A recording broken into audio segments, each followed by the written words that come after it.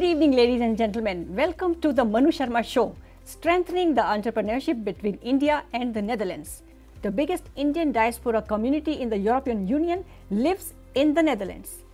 Tonight we have two very special guests who will be sharing their tips and stories. Next to me, Mr. Jasbir Singh, who is an attorney and founder-president of many foundations. And next to Mr. Jasbir Singh, Ms. Bernedine Bos, who is the International Relations and Business Development at MWO Netherlands. Welcome both of you to the show. Thank you. Mr. Jasbir Singh, could you tell us a little bit about yourself and your childhood years in India?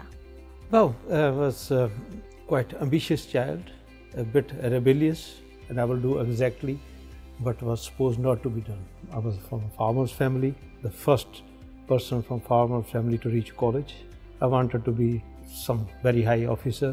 Other passion was I wanted to be in the field of education, but I was only 19 when I migrated to this country. My teachers and later professors at the college, they thought I was very good at English at that time. Okay. So they thought it would be good for me to go to Oxford.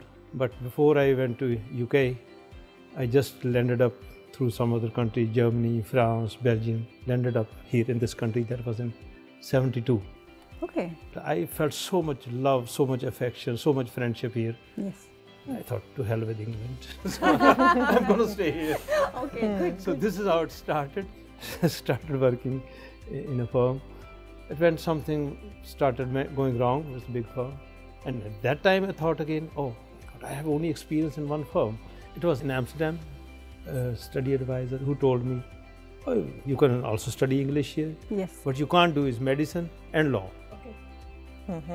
And that was exactly, I said, okay, medicine I can understand, but what is wrong with law? Yes. Okay, you people have no affinity with our language. Manu, you might be knowing I belong to a certain area where you accept a lot of challenges. Yes. Something, if somebody says that's impossible, you want to Then show we want exactly to do that. That's exactly what you want to do. Yes. Yes. I was told normally people take 4 to 5 years in regular. If you are doing part-time, and I had at that time I was working full-time and was more than full, about 60 hours a day, a week. So it may take 8, maybe 10, 12 years to complete. Yes. And second, I also asked them, what is the fastest student you have here in this country in law? That was my ambition again, to break that record, and that happened. After 2 years, I was ready with that. Nobody was expecting that I will complete that in part-time in 2 years' time. How did you started your law firm here in the Netherlands? When I got the degree, it came into news, and so first letter to a law firm immediately accepted. Okay. The salary they were offering was so little. Less. Because they say, you are going to start. I said, no, okay, I'm not going to start for that salary.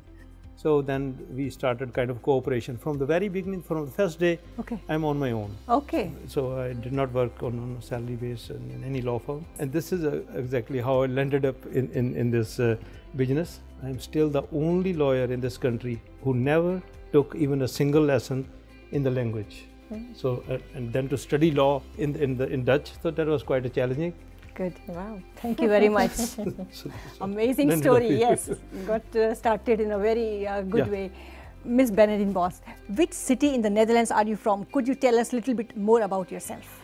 I was born in the north of the Netherlands, grew up in the south of the Netherlands, started with my studies in Amsterdam, and after having given birth to 3 sons, I moved to Amersfoort, which is also right in the middle of the Netherlands. I studied sociology and Russian studies at the University of Amsterdam. Okay. That was a fascinating time in the 80s because the Soviet Union was opening up, so many changes. So I even started living there for a couple of months, actually with a roommate from India. That was my first acquaintance with India. When I was studying, I used to work in the evening hours in an Indian restaurant in Amsterdam.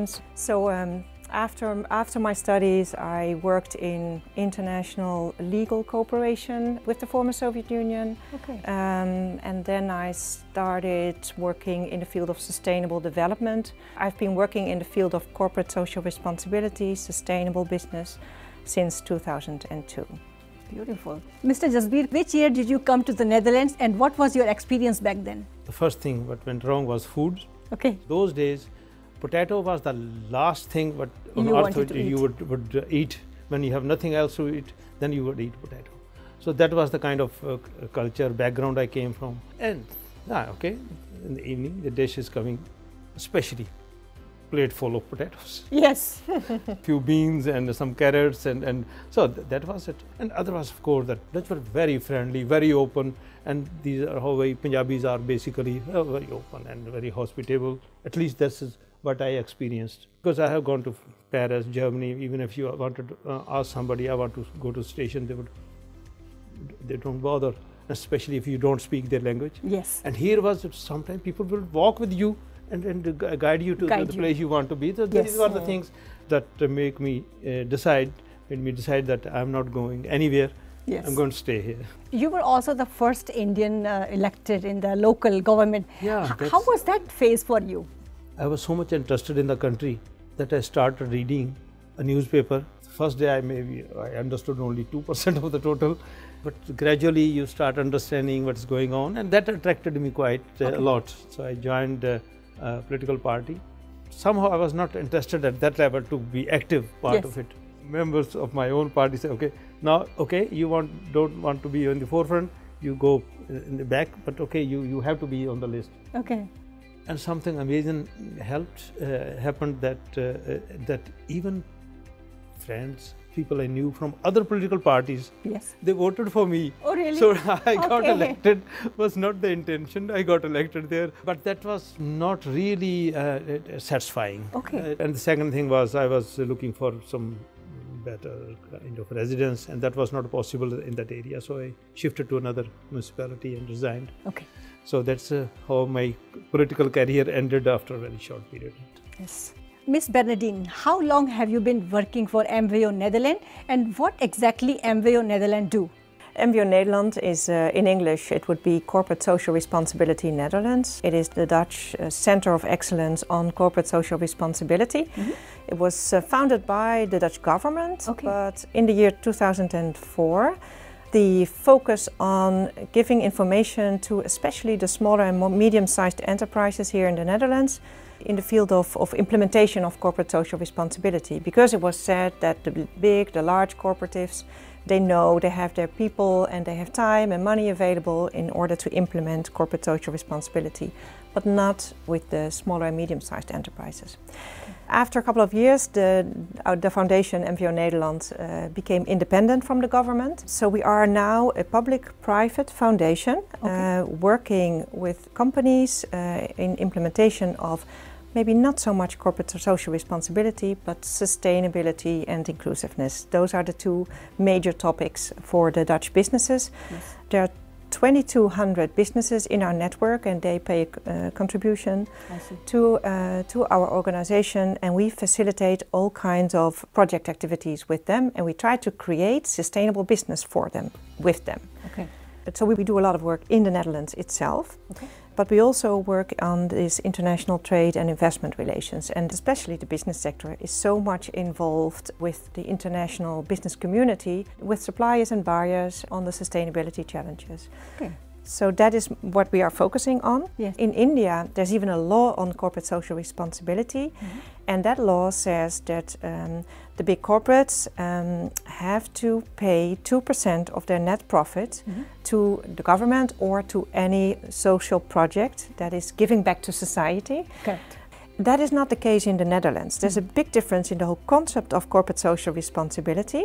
If we talk about corporate social responsibility, it is about creating added value on the people, on the planet, and on the profit. Okay. So it's about a sustainable business case. Yes. Be transparent and in dialogue with your stakeholders.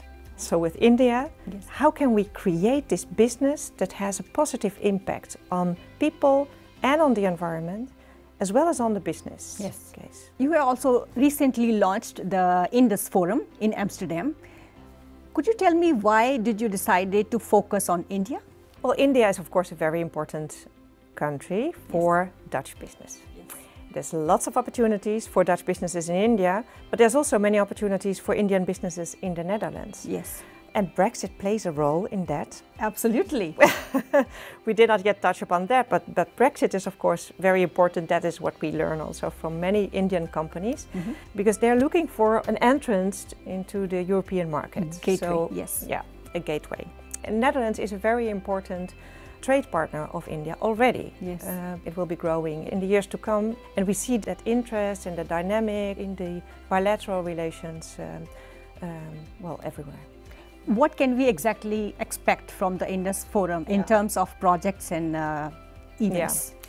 Well, the Indus platform, Indus Forum, is an initiative of the Dutch Embassy in Delhi, in India.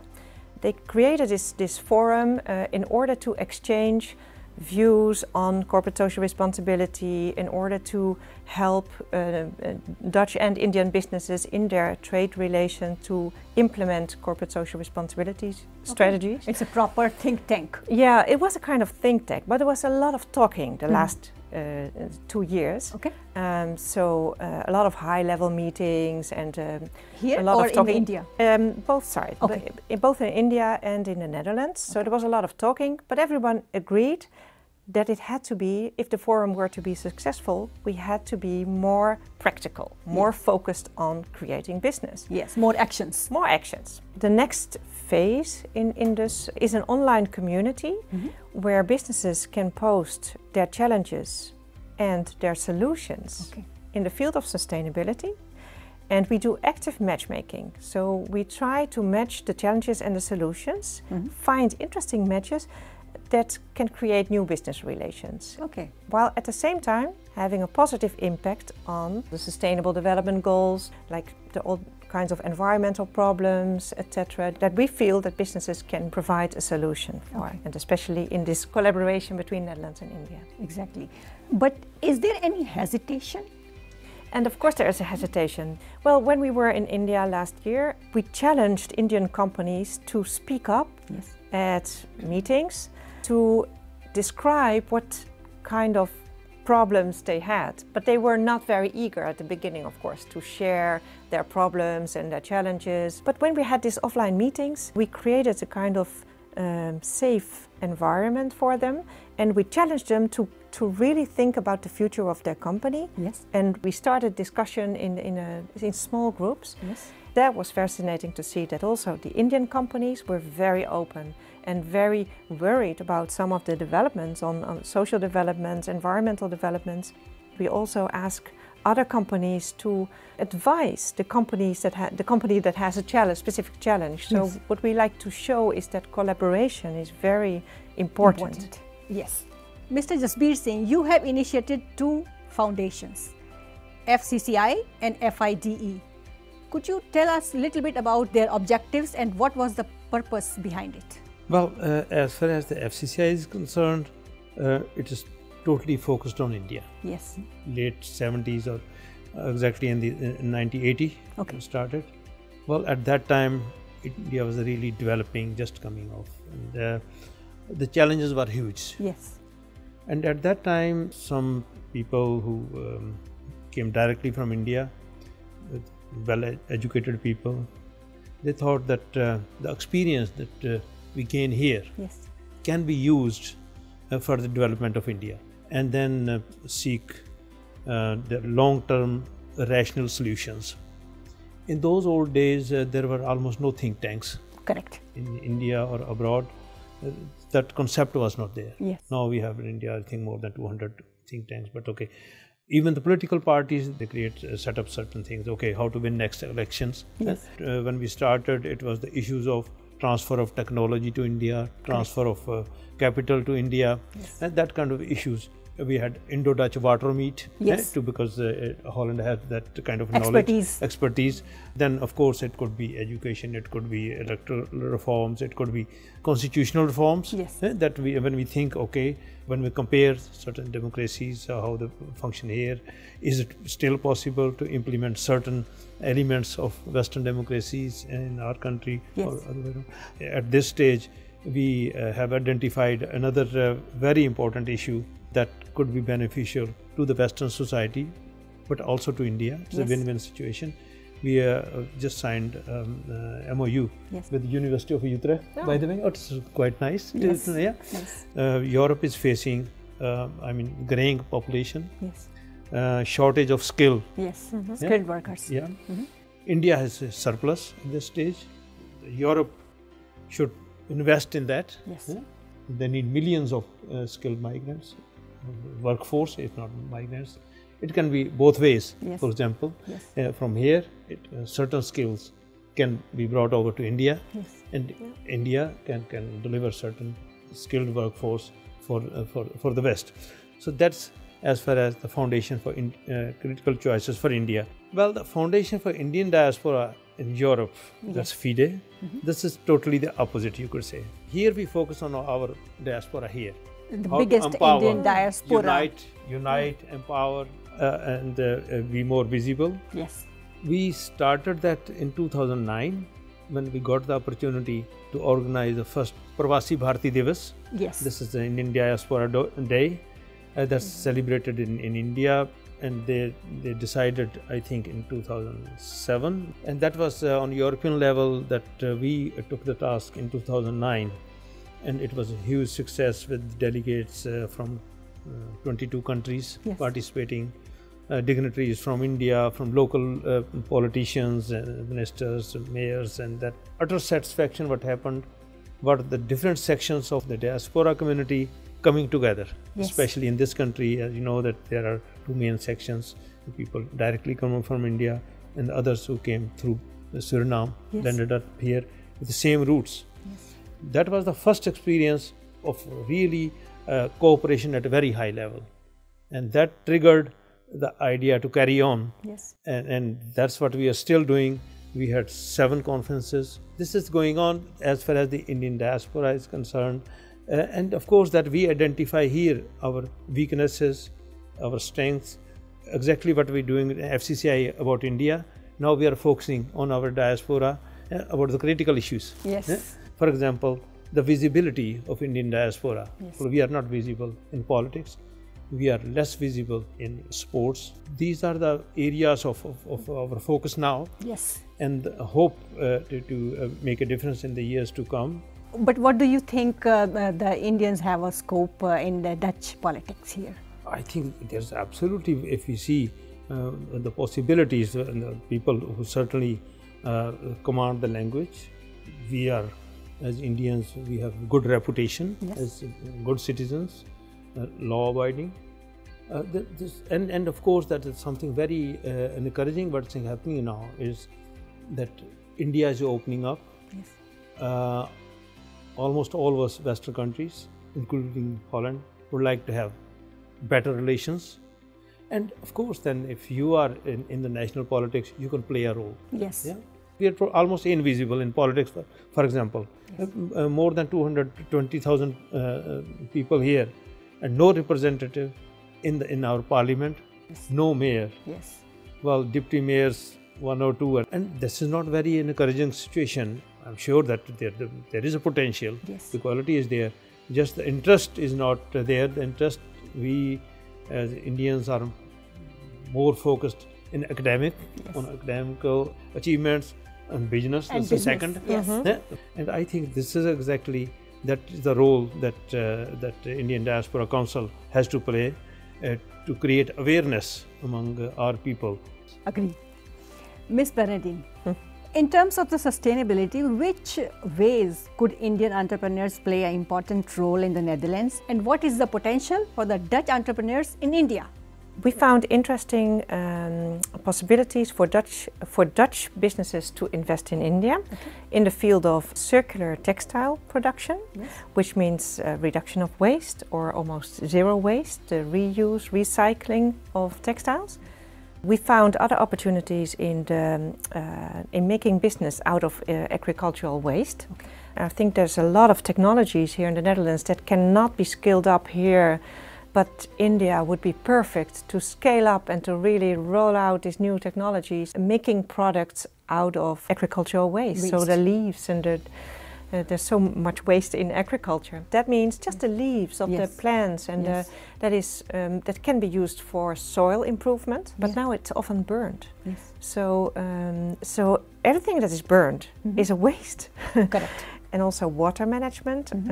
The Dutch are, of course, very proud of their water management knowledge. So key thing is, how can we really build a business case for this? So it's not just giving money to improve water management or improve this, but really look for the business case. How can we make money? How can the Indian company make money out of this? How can the Dutch company make money out of that? So really building a sustainable business case. So collaboration is key. Yes. The other way around, the potential of vegetarian food in the Netherlands. Because in the Netherlands, the market for vegetarian food is growing. Yes. And of course there is some Indian food on the Dutch market, but we could improve that. We really believe that there's a potential in the Dutch market for Indian food. Do you have already some of the good matches so far? When there are many companies interested in a specific topic, we create a project, and we will also contact the financial sector. We will contact impact investors or RVO, for instance, here in the Netherlands, that provide a lot of grants and subsidies and credits also for companies that want to invest. So there's a Dutch impact investor interested in an agri-food company in India. Okay. We have matches in circular textile production. We have created a joint venture, I must say, between India and the Netherlands on circular textile production. Wow, that's really very nice. Mr. Jasbir Singh, could you give some of the tips for the Indian entrepreneurs how to start in the Netherlands? I think the basic challenge is to understanding the culture. We socialize a lot, and then the business starts. Dutch are more straightforward. Yes. Yeah, when there's a business meeting, it's a business meeting. Correct. Yeah, you do business or you don't. About Dutch, it's said that they are too honest to be polite. Yeah. Yes. And some others, I'm not saying Indian now, but anyway, some people, they are too polite to be honest. Correct. Yeah, that is somewhere we have to find a common ground. Balance. Find a balance, and on the other hand, while being polite, also try to convey the right message. One of the issues, for example, we had in the FCCI, we sent even a proposal to Indian government, is the time management. It's weak there, it's coming up, but still keeping up agenda and then sticking to the time appointments and everything. You might have noticed that in for example, in our organization, I really go to the stage to say sorry, even if we start 5 minutes late. Yes. Yeah. Yes. We want to deliver a message that the time when certainly living in this country, it matters. Yes. Yeah. In this country, we experience the soft power from India. Yes. We all health issues here. We are all learning yoga here. That's helping us a lot. Yeah, I think give and take kind of situation that we learn as Dutch society from India, but also other way around. There are certain things we can learn from Dutch, and the Dutch are pioneers in many ways. But that when it comes to the scaling up, then that cannot happen here. Yes. Exactly what you were saying. Absolutely right. For that you need India, and I think that's an absolutely win-win situation. Yes. We need certain skills that Dutch possess. Absolutely. That India needs. We have a very young, energetic, high-educated workforce that can help Western societies, especially Holland. Population is growing grey. We can use each other's strength to strengthen ourselves. Yes. And I think that's a win-win situation. But I agree. Yeah. Ms. Bernedine, with your experience, can you give some tips on how to develop a business in a foreign country? Find the common ground with your business partner. Why are you here? Why are you doing this? What is the impact that you're going to have? So I think that is a good starting point, at least, to build a business in another country. Ms. Bernedine, Mr. Jasbir Singh, I thank you very much for your interesting story and tips. This was our show tonight. We will meet again in the next episode. Till that time, take good care. Good evening.